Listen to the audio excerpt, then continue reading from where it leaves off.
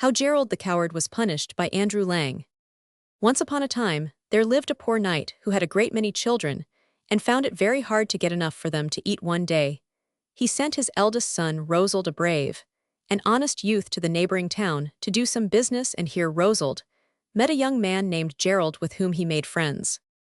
Now Geirald was the son of a rich man who was proud of the boy, and had all his life allowed him to do whatever he fancied, and luckily for the father, he was prudent and sensible, and did not waste money as many other rich young men might have done. For some time, he had set his heart on traveling into foreign countries, and after he had been talking for a little while to Roseald, he asked if his new friend would be his companion on his journey.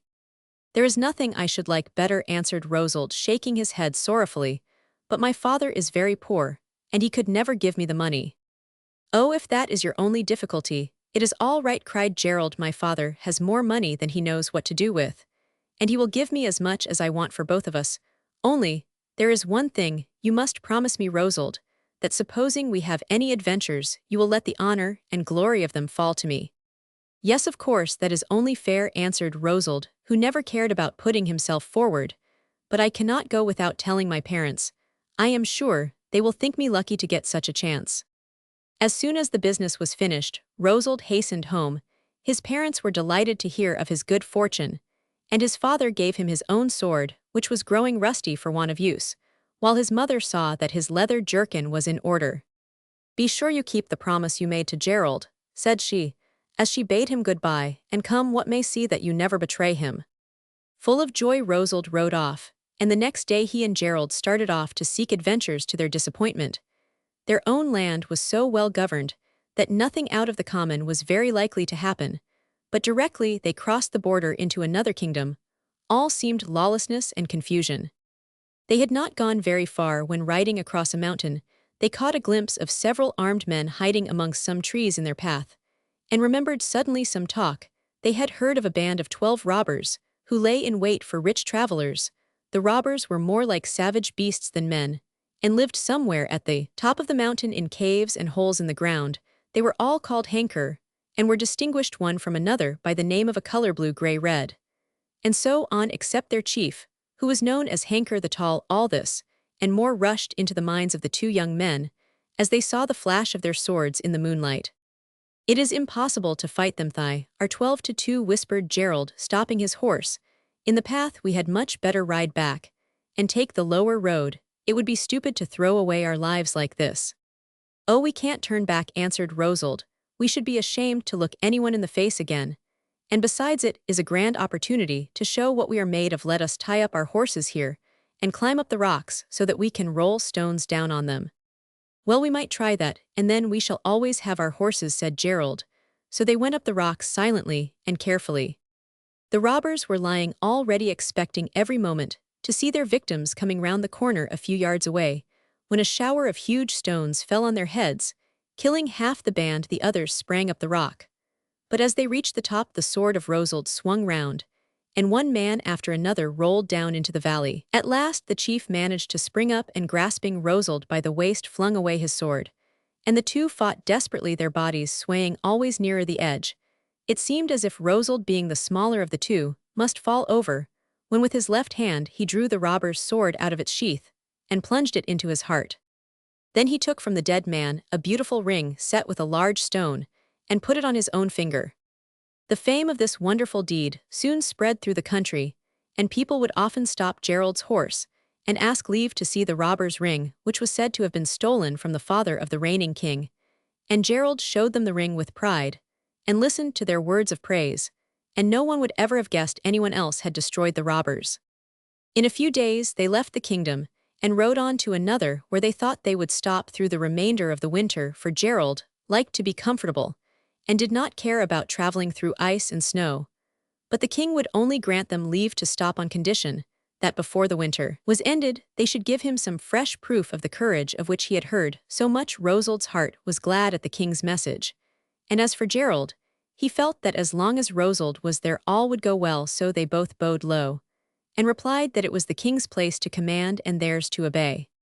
"Well then," said his majesty, "this is what I want you to do. In the northeast part of my kingdom there dwells a giant who has an iron staff 20 yards long, and he is so quick in using it that even 50 knights have no chance against him, the bravest and strongest young men of my court, have fallen under the blows of that staff. But as you overcame the 12 robbers so easily, I feel that I have reason to hope that you may be able to conquer the giant in 3 days. From this you will set out."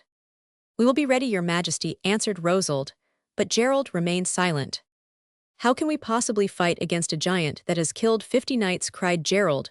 When they were outside the castle, "The king only wants to get rid of us, he won't think about us for the next 3 days. That is one comfort, so we shall have plenty of time to cross the borders of the kingdom and be out of reach. We mayn't be able to kill the giant, but we certainly can't run away till we have tried," answered Rosold. "Besides, think how glorious it will be if we do manage to kill him. I know what sort of weapon I shall use. Come with me now, and I will see about it." And taking his friend by the arm, he led him into a shop, where he bought a huge lump of solid iron so big that they could hardly lift it between them. However, they just managed to carry it to a blacksmith's, where Rosold directed that it should be beaten into a thick club with a sharp spike at one end. When this was done to his liking, he took it home under his arm. Very early on the 3rd morning, the 2 young men started on their journey, and on the 4th day they reached the giant's cave before he was out of bed. Hearing the sound of footsteps, the giant got up and went to the entrance to see who was coming, and Rosold, expecting something of the sort, struck him such a blow on the forehead that he fell to the ground. Then, before he could rise to his feet again, Rosold drew out his sword and cut off his head.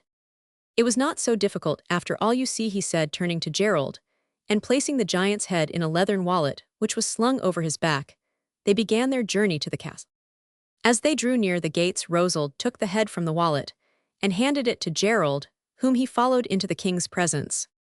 "The giant will trouble you no more," said Geirald, holding out the head, and the king fell on his neck and kissed him and cried joyfully that he was the bravest knight in all the world, and that a feast should be made for him and Rosold, and that the great deed should be proclaimed throughout the kingdom. And Geirald's heart swelled with pride, and he almost forgot that it was Rosold and not he who had slain the giant. By and by a whisper went round that a beautiful lady who lived in the castle would be present at the feast, with 24 lovely maidens her attendants. The lady was the queen of her own country, but as her father and mother had died when she was a little girl, she had been left in the care of this king, who was her uncle. She was now old enough to govern her own kingdom, but her subjects did not like being ruled by a woman, and said that she must find a husband to help her in managing her affairs. Prince after prince had offered himself, but the young queen would have nothing to say to any of them, and at last told her ministers that if she was to have a husband at all, she must choose him for herself, as she would certainly not marry any of those whom they had selected for her. The ministers replied that in that case, she had better manage her kingdom alone, and the queen, who knew nothing about business, got things into such a confusion that at last she threw them up altogether and went off to her uncle. Now when she heard how the 2 young men had slain the giant, her heart was filled with admiration of their courage, and she declared that if a feast was held, she would certainly be present at it.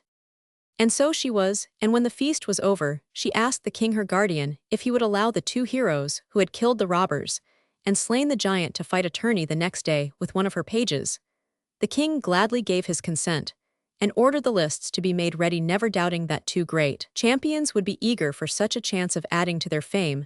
Little did he guess that Geirald had done all he could to persuade Rosold to steal secretly out of the castle during the night, for said he, "I don't believe they are pages at all, but well-proved knights, and how can we so young and untried stand up against them? The honor will be all the higher if we gain the day," answered Rosold. But Geirald would listen to nothing, and only declared that he did not care about honor, and would rather be alive than have every honor in the world heaped upon him. Go he would, and as Rosold had sworn to give him his company, he must come with him. Rosold was much grieved when he heard these words, but he knew that it was useless attempting to persuade Geirald, and turned his thoughts to forming some plan to prevent this disgraceful flight. Suddenly, his face brightened. "Let us change clothes," he said, "and I will do the fighting while you shall get the glory nobody will ever know." And to this Geirald readily consented. Whether Geirald was right or not in thinking that the so-called page was really a well-proved knight, it is certain that Rosold's task was a very hard one. 3 times they came together with a crash which made their horses reel. Once Rosold knocked the helmet off his foe, and received in return such a blow that he staggered in his saddle. Shouts went up from the lookerson as first one, and then the other seemed gaining the victory. But at length, Rosold planted his spear in the armor which covered his adversary's breast, and bore him steadily backward. Unhorsed, unhorsed, cried the people, and Rosold then himself dismounted and helped his adversary to rise. In the confusion that followed it was easy for Rosold to slip away and return Geirald his proper clothes, and in these torn and dusty with the fight Geirald answered the king's summons to come before him. "You have done what I expected you to do," said he, "and now choose your reward." "Grant me, sire, the hand of the queen your niece," replied the young man bowing low, "and I will defend her kingdom against all her enemies." "She could choose no better husband," said the king, "and if she consents I do," and he turned towards the queen who had not been present during the fight, but had just slipped into a seat by his right hand. Now the queen's eyes were very sharp, and it seemed to her that the man who stood before her tall and handsome, though he might be, was different in many slight ways, and in one in particular from the man who had fought the tourney. How there could be any trickery she could not understand, and why the real victor should be willing to give up his prize to another was still stranger, but something in her heart warned her to be careful. She answered, "You may be satisfied, uncle, but I am not. One more proof. I must have let the two young men now fight against each other. The man I marry must be the man who killed the robbers and the giant, and overcame my page." Geirald's face grew pale. As he heard these words he knew there was no escape from him now, though he did not doubt for one moment that Rosold would keep his compact loyally to the last. But how would it be possible that even Rosold should deceive the watchful eyes of the king and his court, and still more those of the young queen, whom he felt uneasily had suspected him from the first?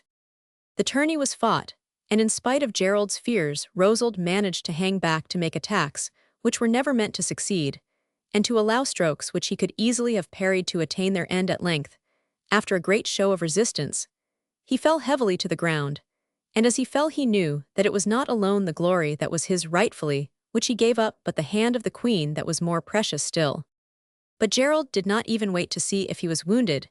He went straight to the wall where the royal banner waved, and claimed the reward which was now his. The crowd of watchers turned towards the queen expecting to see her stoop and give some token to the victor. Instead, to the surprise of everyone, she merely smiled gracefully, and said that before she bestowed her hand, one more test must be imposed. But this should be the last. The final tourney should be fought. Geirald and Rosold should meet singly, 2 knights of the king's court, and he who could unhorse his foe should be master of herself and of her kingdom. The combat was fixed to take place at 10 o'clock the following day. All night long Geirald walked about his room, not daring to face the fight that lay in front of him, and trying with all his might to discover some means of escaping it. All night long he moved restlessly from door to window, and when the trumpet sounded and the combatants rode into the field, he alone was missing. The king sent messengers to see what had become of him, and he was found trembling with fear hiding under his bed. After that there was no need of any further proof. The combat was declared unnecessary, and the queen pronounced herself quite satisfied and ready to accept Rosold as her husband. "You forgot one thing," she said, when they were alone. "I recognized my father's ring, which Hanker the Tall had stolen on the finger of your right hand, and I knew that it was you, and not Geirald, who had slain the robber band. I was the page who fought you, and again, I saw the ring on your finger though it was absent from his, when he stood before me to claim the prize. That was why I ordered the combat between you, though your faith to your word prevented my plan being successful, and I had to try another. The man who keeps his promise at all costs to himself is the man I can trust both for myself and for my people." So they were married and returned to their own kingdom, which they ruled well and happily. And many years after, a poor beggar knocked at the palace gates and asked for money for the sake of days gone by, and this was Geirald. From Nieuwslandscheme Volksmarchen.